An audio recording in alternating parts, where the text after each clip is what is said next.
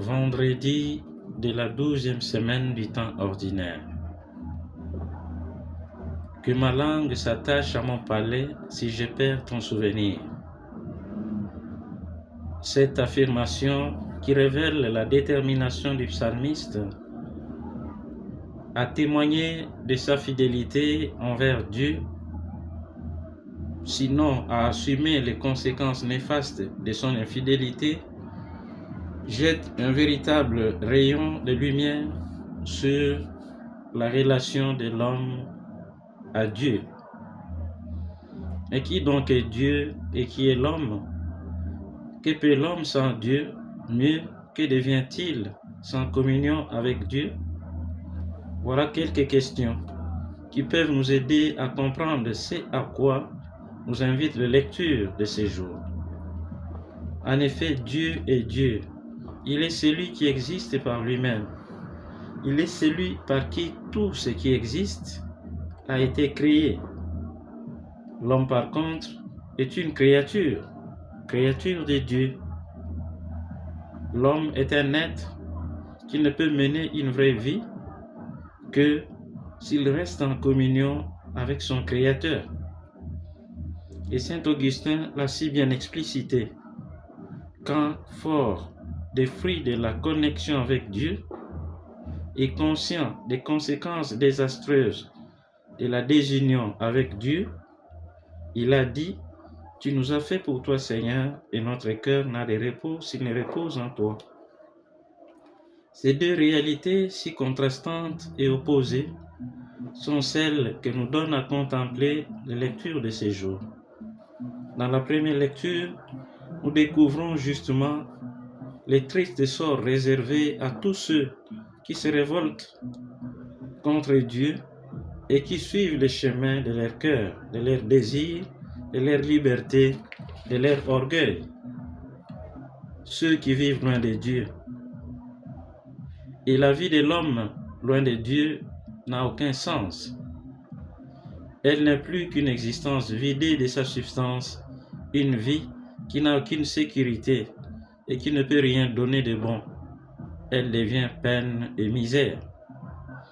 C'est cela que nous découvrons dans cet épisode où l'extrait du second livre des rois nous parle de Jérusalem assiégée, détruite ou désacralisée, de ses enfants rebelles massacrés et déportés, donc privés de dignité et de liberté, des enfants asservis.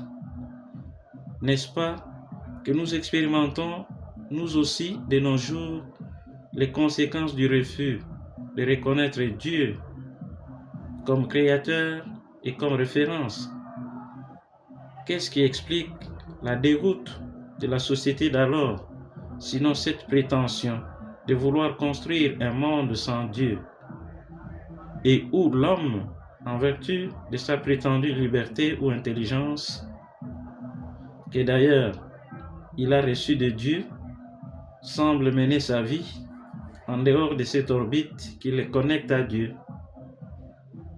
Le dérapage d'une partie de l'humanité qui se croit maître d'elle-même nous invite à revenir aux sources fondamentales de la vie, car sans Dieu, nous ne pouvons rien faire de merveilleux et de bon. Sachons donc reconnaître notre finitude humaine, notre fragilité, et reconnaissons en même temps celui en qui nous pouvons trouver la paix, la joie, la délivrance et le salut. C'est sur ce chemin que nous conduit le lépreux de l'Évangile selon Matthieu. Un homme conscient de son état de détérioration, conscient de la marginalisation dont il est victime de la part de la société, conscient de la dignité arrachée, conscient de l'urgence du salut, celui qu'il ne peut obtenir que par le biais de la foi en Jésus.